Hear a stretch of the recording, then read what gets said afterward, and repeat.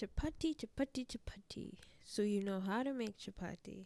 Now you want to learn how to make them faster. That's what we're going to be talking about in this video. So come join us. We're going to learn how to cook chapati faster using what I call the stacking method.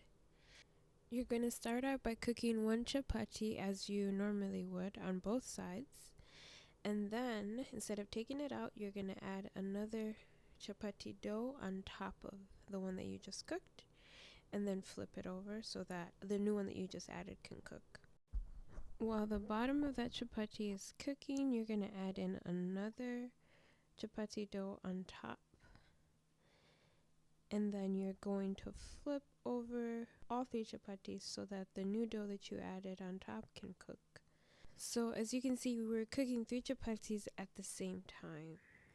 Now you're going to turn the chapati that's on top over, place some oil on the side that's not yet cooked.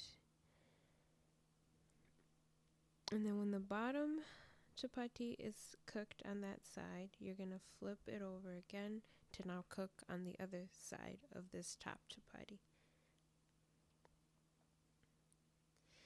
And so now the bottom chapati is on top. We're going to put oil, flip it over, and put oil on the side that didn't cook yet.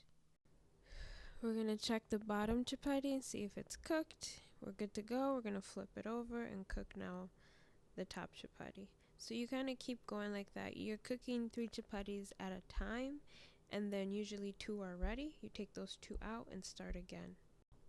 So you don't want to take all 3 chapatis out when they're ready because you want to give yourself a base for which to put the dough on top of. Because when you have a chapati that's cooked on both sides, then you can place dough on both sides. So this technique also helps with making your chapatis softer. As the outside chapatis are cooking, the inside one is kind of getting some steam from the other 2, and so it makes it softer. And of course, the obvious benefit is you're cooking 3 chapatis at once, so it goes faster, and you're done faster. The only downside is you have to be careful when you're placing the oil, that when you turn it, the oil doesn't burn you. Because when you turn a stack, because this is just 3, but you could do like a stack of 6, and if you were to turn that many chapatis and you have oil on top, the oil might fly off and burn you, so you got to be careful about that.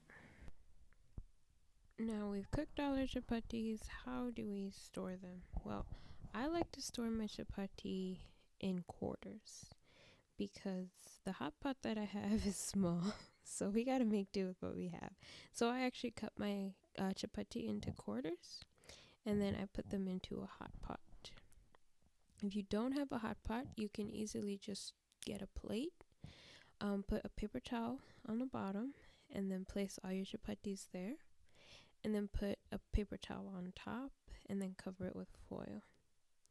So it's an easy way to make sure your chapatis are warm and stay nice and soft. But I like cutting mine in quarters, not just because of my hot pot size, but also because you're less likely to eat all of them when you feel like you're grabbing 3 or 4 pieces, and you feel like, oh, I've eaten a lot of chapati. But when you grab one whole chapati, you feel like I could go for another one, and then you finish all the chapati. So cutting it in quarters, especially let's say if you're catering or if you have family over, if you cut them into quarters, people are less likely to finish all of your chapati. Or if they do finish all your chapati, everybody would have gotten some chapati.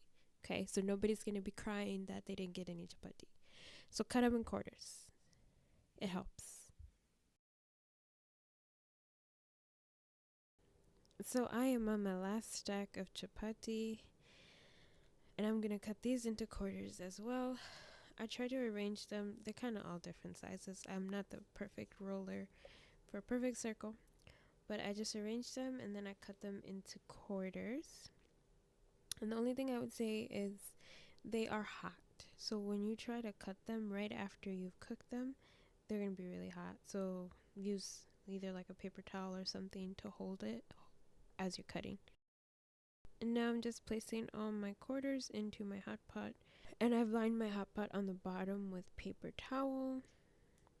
I'm gonna cut this last section and then try to place that as well into the hot pot.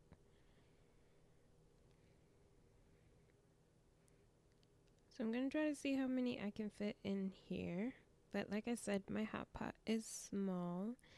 I need to get a bigger one. But that's as much as I can do.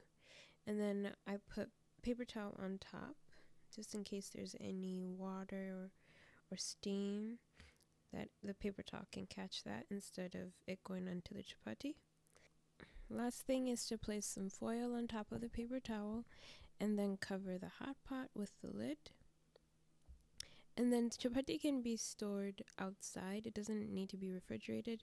My recipe doesn't have any eggs or milk, so nothing that will make your bread go bad. So you can just leave it on the counter. It doesn't necessarily have to go in the fridge. Now you know how to cook chapati extra fast.